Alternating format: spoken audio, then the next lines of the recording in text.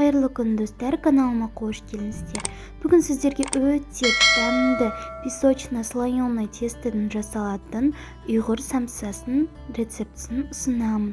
Ең алдымен холодильниктен шыққан майымызды ұнға аунатып, үккіштен жақсылап өткізіп аламыз. Кейін үстіне 2 жұмыртқа, қаймақ, тұз және салқын су құйып, жақсылап қолмен қамырды илеп аламыз.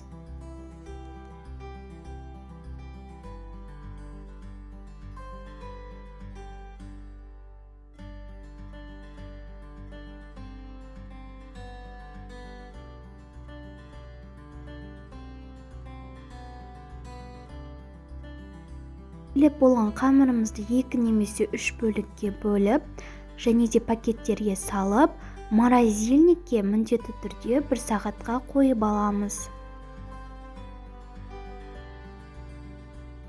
1 сағаттан соң тоңазытқыштан қамырымызды шығарып, осылайша оқтаумен үстіне ұн сеуіп отырып, жұқалап қамырымызды жайып аламыз. Жұқалап жайып болған соң кейін үстіне ерітілген сары майымызды жағып, видеода көрсетілгендей орап шығамыз.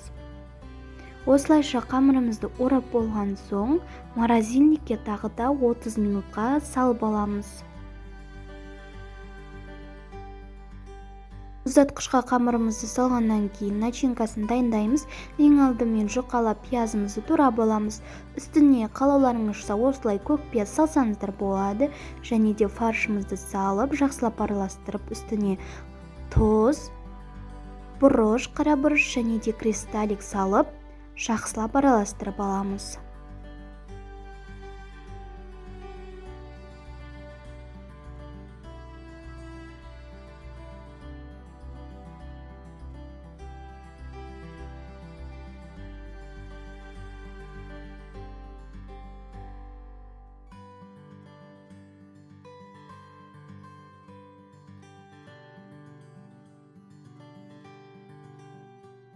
Минуттан кейін қамырымызды алып, осылайша бөліктерге бөліп, жақсылап жайып шығамыз. Және де ортасына начинкасын салып, видеода көрсетілгендей түйеміз.